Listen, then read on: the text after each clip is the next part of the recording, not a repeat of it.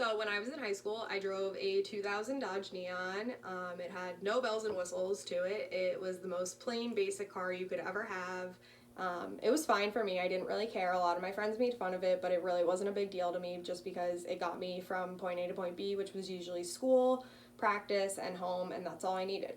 So one particular afternoon, I headed out towards the senior parking lot at school, and along with my classmates, I get in, I turn my car on, I start filing into the line that's leaving the school. And a couple weeks earlier, my car had an issue in stop-go traffic where it had just stopped, but I was able to restart it, and nothing ever happened again. This afternoon, it was very, very cold though, and as I'm going through the stop-and-go traffic, my car is starting to kind of stall and make some weird sounds like it's gonna stop. And as we're going, I finally get to the exit of the senior lot, and my car just dead stops. So I turn it off, fully turn it off, try and start the car again. It's not turning over. My classmates are all passing by me. Everyone's honking and laughing and whatever. And then I get out of my car and I just turn to them and I say, "I'm sorry, my car won't start. I don't know what to tell you." And so one of my classmates saw me struggling, and he comes over, and he was a volunteer firefighter, and he was a big guy, and he had a hat and sunglasses, and he had a deep voice, and he says, "Hey, do you want some help starting your car?" And I was like, "Yeah, I don't know what's wrong with it. It's just not turning over." And he was like, "That's okay. I have jumper cables in my car. I can hook it up. It's fine. I got this." So he connects the jumper cables. I try to turn it over. It's not turning over. And while all this is happening, everyone has left the parking lot. It's just him and I.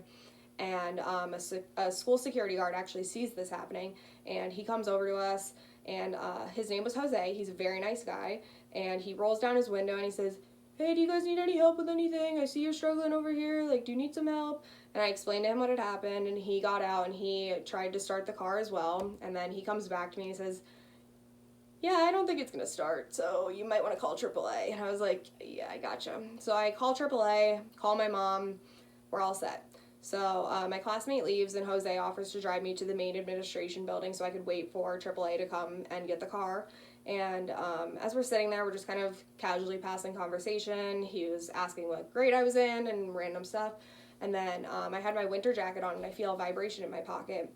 And so I take my phone out and I look at it, and it's a text from the rowing coach at the University of Rhode Island. So I opened the text, and I was thinking in my mind, like, I really hope this is good news. I don't need anything else bad happening today.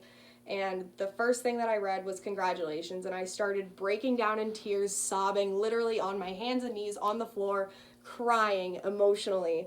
And Jose looks at me and he's like, "What's wrong? Is everything okay? Did something happen? Like, what's wrong?" And I am weeping, and I'm just like, I got into college. And I was so excited and so happy. I could barely make out the words to him. And I immediately called my mom, and she started crying. And it was a very emotional day overall for everyone. But ultimately, I got the news of getting into the college that I wanted to go to. And here I am 4 years later.